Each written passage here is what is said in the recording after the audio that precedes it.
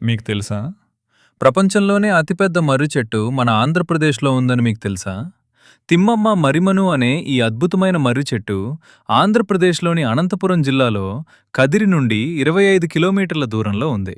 ఇది ప్రపంచంలోనే విస్తీర్ణం పరంగా అతిపెద్ద మర్రి చెట్టుగా గుర్తింపు పొందింది. ఈ ఒక్క చెట్టు సుమారు 5 ఎకరాలకు పైగా విస్తరించి ఉంది.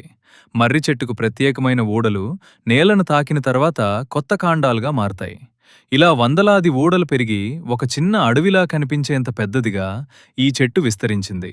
స్థానిక కథనం ప్రకారం తిమ్మమ్మ అనే మహిళ తన భర్త మరణించిన తర్వాత సతీ సహగమనం చేసిన ప్రదేశంలో ఈ చెట్టు పెరిగిందని చెప్తారు.